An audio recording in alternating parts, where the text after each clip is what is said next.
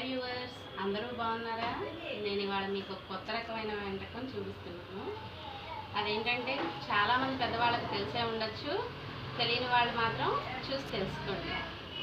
మనకి శ్రావణ మాసంలో ఎక్కువగా శనగలు అనేవి ఇస్తూ ఉంటారు కదా.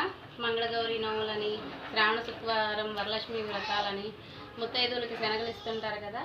ఆ శనగలు పాడవకుండా ఈ రకమైన వంటకం చేసుకోవచ్చు. ఇదేంటంటే శనగలతో శనగల చెక్కలు ఈ వంటకం. ముందుగా శనగల్ని, ఈ శనగలు ఇప్పుడే ఇచ్చినవి కాదు, ఒక వారం క్రితం ఇచ్చినవి. వీటిని వెంటనే డీప్ ఫ్రీజ్లో పెట్టేసుకొని చక్కగా కావాలన్నప్పుడల్లా మనకు కావాల్సినన్ని శనగలు వాడుకుంటూ కడిగేసి వాడుకోవచ్చు. ముందు వీటిని కుక్కర్లో ఉడికించుకుందాం. శనగలు ఇవి 150 గ్రాముల వరకు ఉంటాయి. ఈ శనగలు నేను ముందుగానే డీప్ ఫ్రిడ్జ్లో నుంచి తీసి కడిగి పెట్టుకున్నాను.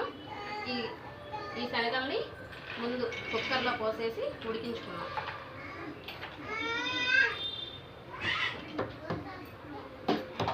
ఈ శనగల కోసమని అవి మునిగేదాకా వాటర్ పోసుకున్నాం.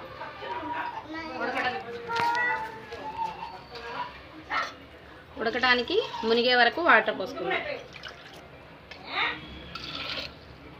ఈ వాటర్ పోసుకున్నాక శనగలకి మూత పెట్టేసేసి ఒక 3 విజిల్స్ వచ్చేదాకా, మరీ హై ఫ్లేమ్లో కాకుండా